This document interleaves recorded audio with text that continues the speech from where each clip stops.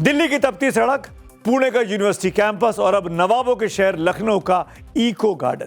शहर बदल रहे हैं, तारीखें बदल रही हैं, लेकिन जो नहीं बदल रहा है वो है कॉकरोच जनता पार्टी का आक्रोश। लेकिन सवाल यह है कि जो प्रशासन कल तक छात्रों पर लाठियां भांजने के लिए बदनाम हो रहा था, वो आज प्रदर्शन के आगे परमिशन का रेड कारपेट बिछाए क्यों खड़ा है? इसी चक्रव्यूह को आज हम डिकोड करते हैं।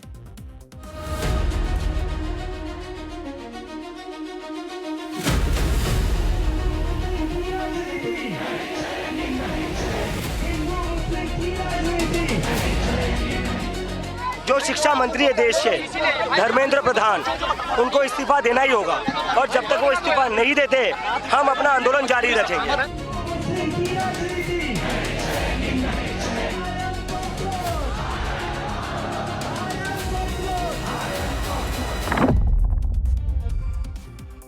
दुनिया से डायनासोर मिट गए, बड़े बड़े साम्राज्य धूल में मिल गए, लेकिन जो नहीं मरा वो है कॉकरोच। विज्ञान कहता है कि कॉकरोच का सर कट जाए तो भी वो हफ्तों जिंदा रह सकता है। परमाणु बम फट जाए तो भी इस कॉकरोच का कुछ भी नहीं होता। यानी वो हर विपरीत परिस्थिति में खुद को ढाल लेता है और कभी भी हार नहीं मानता है। आज देश के युवाओं ने इसी कॉकरोच को सत्ता के खिलाफ आंदोलन का प्रतीक बना लिया है। कॉकरोच जनता पार्टी के नाम से शुरू हुआ ये जनसैलाब दिल्ली के जंतर मंतर से लेकर पुणे होते हुए आज लखनऊ पहुंच गया। लखनऊ के इको गार्डन में आज सुबह 10 बजे प्रदर्शन शुरू हुआ। अभिजीत दीप के दोपहर 1:30 बजे हाथ में संविधान की किताब लेकर इको गार्डन पहुंचे।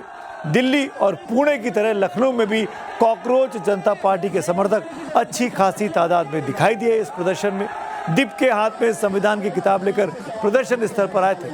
करीब 40 मिनट तक दीप के वहां पर रुके। शिक्षा मंत्री धर्मेंद्र प्रधान का फिर से इस्तीफा मांगा गया और फिर 20 जून को दिल्ली आने का आह्वान कर वो वहां से चले गए। प्रदर्शन के दौरान रैपिड एक्शन फोर्स, पीएससी और पुलिस के 1500 से ज्यादा जवान लखनऊ के इस मैदान पर तैनात किए गए थे। मैं यहाँ पर जितने सारे स्टूडेंट्स हैं, जितने सारे टीचर्स हैं जो यहाँ आंदोलन करने आए, उनका साथ देने आया हूँ, उनका समर्थन करने आया हूँ। हमारी ये मांग है, सारे छात्रों की ये मांग है कि यूपी का जो लेखपाल एग्जाम है वो उसका फिर से री एग्जामिनेशन होना चाहिए और यूपीएससी एग्जाम में जो धांधली हुई है उसको भी ठीक करना चाहिए तुरंत। और इसके अलावा पूरे देश भर में हम देख रहे हैं ऐसा कोई एक एग्जाम बचा नहीं है जिसका पेपर लीक नहीं हो रहा है। तो इसके चलते हम चाहते हैं जो शिक्षा मंत्री है देश के धर्मेंद्र प्रधान, उनको इस्तीफा देना ही होगा और जब तक वो इस्तीफा नहीं देते हम अपना आंदोलन जारी रखेंगे। धर्मेंद्र प्रधान इस्तीफा दो। इस बीच आज एनटीए ने 21 जून को होने वाली री नेट की परीक्षा का समय 15 मिनट बढ़ाने का ऐलान किया। छात्रों के फीडबैक पर अब परीक्षा का समय 180 मिनट से बढ़ाकर 195 मिनट कर दिया गया है। हालांकि दिल्ली हाईकोर्ट ने ओएसएम विवाद पर पुनर्मूल्यांकन और वेरिफिकेशन पोर्टल को फिर से खोलने के लिए तुरंत निर्देश जारी करने से किया इनकार है। भारत युवाओं का देश है। 15 से 29 साल के करीब 35 से 36 करोड़ युवा देश में हैं। ऐसे में युवाओं की नाराजगी कोई मोल लेना नहीं चाहता है। लेकिन आज आंदोलन से बड़ा सवाल यह है कि आखिर इतने बड़े आंदोलन की इजाजत कैसे दे दी जा रही है?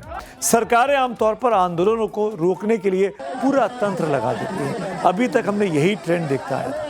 लाठियां चलती हैं, पानी की बौछारें की जाती हैं, धारा 144 तक का सहारा लिया जाता है, कर्फ्यू तक कई बार लगाया जाता है। लेकिन कॉकरोच जनता पार्टी को दिल्ली से लेकर पुणे और अब लखनऊ के इको गार्डन तक आसानी से परमिशन सरकारें दे रही हैं। कॉकरोच पार्टी तो सीधे शिक्षा मंत्री धर्मेंद्र प्रधान का इस्तीफा मांग रही है। हर आंदोलन में उनके खिलाफ नारेबाजी होती है। इतना सब होने के बाद भी आसानी से अगले आंदोलन की परमिशन कैसे इन लोगों को मिल रही है? जानकारों के मुताबिक ये सरकार की सोची समझी रणनीति का हिस्सा है। जब युवाओं का गुस्सा चरम पर हो तो प्रशासन अच्छी तरह जानता है कि अगर गुस्से को जबरन दबाया गया या परमिशन रोकी गई तो ये प्रेशर कुकर की तरह फटेगा। छात्र सड़कों पर उतरेंगे, कानून व्यवस्था बिगड़ेगी और आंदोलन की धार और तेज होगी। इससे अच्छा है कि छात्रों के गुस्से को विरोध प्रदर्शन की परमिशन देकर शांत कर दिया जाए। कॉकरोच जनता पार्टी हर बार शांतिपूर्ण प्रदर्शन की बात करती है। छात्रों को तिरंगे और संविधान के साथ प्रदर्शन करते हुए देखा जा सकता है। प्रदर्शनकारियों ने पुलिस वालों को गुलाब के फूल देकर शांति का संदेश भी दिया है। ऐसे में प्रशासन के पास परमिशन न देने का कोई ठोस कानूनी आधार भी नहीं बचता है। अगर प्रदर्शनकारियों को रोका जाएगा तो ये नैरेटिव पूरी तरह सरकार के खिलाफ भी जा सकता है। क्या इस वजह से प्रदर्शन की इजाजत लगातार मिल रही है? अधिकतर सरकारें राजनीतिक दलों के आंदोलनों को सियासी फायदे नुकसान के चश्मे से देखती है और आंदोलन को कुचलने की कोशिश करती है। लेकिन कॉकरोच जनता पार्टी जेन जी का आंदोलन है। ऐसे में आंदोलन के खिलाफ सख्ती से सरकार की युवा विरोधी छवि बन सकती है। इसीलिए सरकार परमिशन देकर इससे बचना चाहती है। ये भी हो सकता है। कॉकरोच जनता पार्टी का कोई सियासी वजूद तो है नहीं, मुद्दे चाहे जो भी हों, लेकिन इतना जरूर है कि युवाओं को पार्टी ने अपनी ओर आकर्षित जरूर किया है।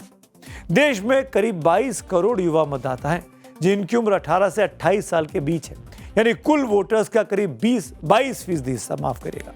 ऐसे में कोई भी युवाओं को नाराज करके अपने ही पैरों पर कुल्हाड़ी नहीं मारना चाहता।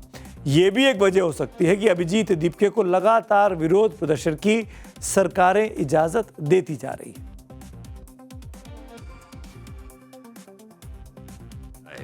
तो बहुत अच्छी बात है। और दूसरा एक कॉन्फिडेंस भी है कि इनमें उतनी ज़्यादा भीड़ इकट्ठा नहीं होगी। तो इसके दोनों कारण हो सकते हैं। राजनीतिक कारण भी हो सकते हैं कि भाई किसी घटना को ऐसा ही स्वरूप नहीं दिया जाए या मौका नहीं दिया जाए कि वो फैल कर इतना बड़ा हो जाए, तो अच्छा है कि आप इन्हें परमिशन दे दो। तो वो जो प्रेशर कुकर होता है ना, जब प्रेशर कुकर की सीटी बज जाती है तो उसका हवा निकल जाती है। तो ये वही कोशिश है, अगर प्रेशर कुकर का उबाल नहीं निकलने दिया तो कुकर फट जाएगा। इसीलिए उसको निकलने दो, उसका प्रदर्शन करने दो। एक तरफ देश का युवा शिक्षा मंत्री के खिलाफ गुस्से में लाल पीला है, तो दूसरी तरफ शिक्षा मंत्रालय भारत की युवा प्रतिभा को ग्लोबल मंच पर उतारने की तैयारी कर रहा है। भारत इनोवेट्स 2026 के लिए 120 स्टार्टअप्स का चयन किया गया है। प्रधानमंत्री मोदी की फ्रांस यात्रा के दौरान नीस शहर में इसका आयोजन किया जाएगा। जून 14 में भारत इनोवेट की फ्रांस की नीस में उद्घाटन होने जा रहा है। भारत की लोकप्रिय प्रधानमंत्री माननीय नरेंद्र मोदी जी और फ्रांस के लोकप्रिय राष्ट्रपति आदरणीय मैक्रोन दोनों की गरिमामय उपस्थिति में भारत की नई पीढ़ी की इनोवेशन, नई पीढ़ी की बिजनेस प्रोपोजिशन, नई पीढ़ी की विश्व की आवश्यकता को ध्यान में रखते हुए आविष्कार को, उद्भावन को वहाँ लोकार्पित किया जाएगा, वहाँ शोकेसिंग किया जाएगा। जब किसी चीज को दबाया जाता है वो उतनी ही ताकत से वापस आती है, जैसे कि स्प्रिंग के साथ होता है। आप दबाइए, धड़ाक से ऊपर आती है और उससे दुगनी ऊपर आ जाती है जितनी उसकी नॉर्मल हाइट होती है। फिजिक्स में से न्यूटन की गति का तीसरा नियम कहता है। यहाँ ये भी नियम लागू होता है, आंदोलन को दबाकर सरकार कोई भी बवाल खड़ा करना नहीं चाहती है।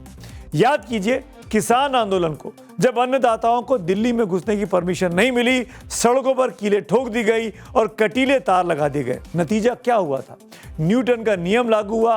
दमन जितना बड़ा, आंदोलन उतना ही अजेय हो गया। दिल्ली की सीमाओं पर 1 साल से ज्यादा समय तक किसान डटे रहे।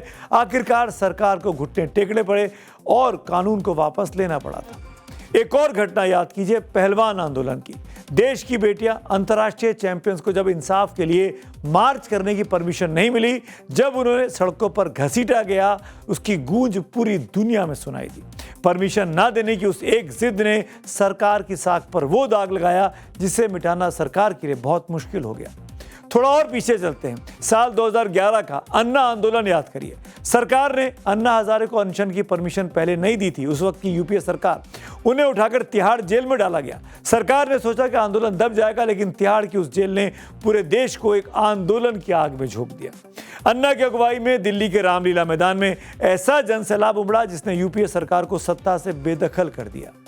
और कौन भूल सकता है बाबा रामदेव का वो रामलीला मैदान वाला आंदोलन, जहां आधी रात को सोते हुए लोगों पर लाठियां बरसाई गई थी, परमिशन रद्द कर दी गई थी। लेकिन उस दमन का रिएक्शन क्या हुआ? आंदोलन और उग्र हो गया। देश की भावनाएं उबल पड़ी थी और तत्कालीन सत्ता यानी यूपीए की सत्ता के पतन की स्क्रिप्ट उसी रात लिख दी गई थी और 14 में आकर बुरी तरीके से मनमोहन सिंह सरकार वो चुनाव हार गई थी।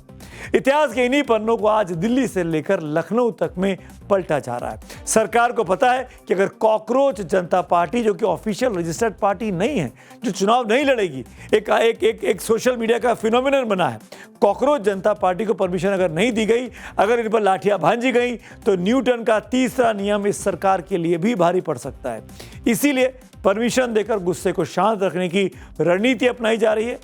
हिंदी के शायर दुष्यंत कुमार लिख कर गए हैं, सिर्फ हंगामा खड़ा करना मेरा मकसद नहीं, मेरी कोशिश है कि यह सूरत बदलनी चाहिए।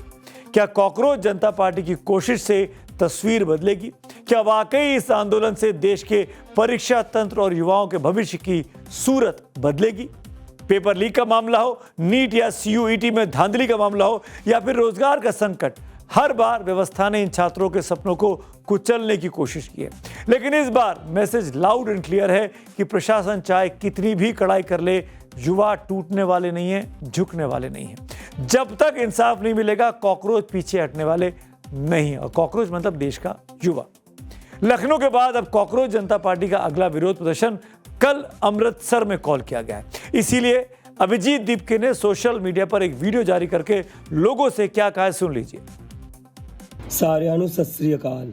सो वीरो, कल 13 जून शाम 4 बजे मैं पंजाब अमृतसर आ रहा हूँ। तो जितने भी स्टूडेंट्स हैं, जितने भी यूथ है, वो कल सभी मुझे शाम को 4 बजे अमृतसर गेट पर मिलिए। कल हम सभी एक साथ धर्मेंद्र प्रधान के रेजिग्नेशन की डिमांड करेंगे।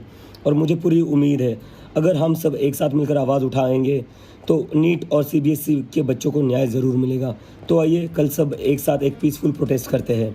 वाहेगुरु जी दा खालसा, वाहेगुरु जी दी फतेह। कल अमृतसर में कॉकरोच जनता पार्टी का आंदोलन है। आगे के प्लान भी उन्होंने डिक्लेयर कर दिए हैं। कहां कहां कब कब आंदोलन किया जाएगा, अब आपको वो बता देता हूं। क्या प्लान है कॉकरोच जनता पार्टी का? अगले कुछ दिनों का प्लान देख लीजिए। पुणे हो गया, लखनऊ हो गया, अब अमृतसर है, फिर हैदराबाद है। अमृतसर 13 तारीख को, 14 तारीख को हैदराबाद, 14 को बेंगलोर में भी एक और है, 15 को जयपुर में, और 20 को दिल्ली में जंतर मंतर पर फिर से मिलने का ऐलान किया गया है। टाइमिंग्स भी लिखे गए हैं और इनके पेज पर आप जाएंगे तो जहां पे जिस शहर के, जिस इलाके में ये प्रोटेस्ट होने वाले हैं, उसकी जानकारी भी कॉकरोच जनता पार्टी के पेज पर आसानी से मिल जा रही है।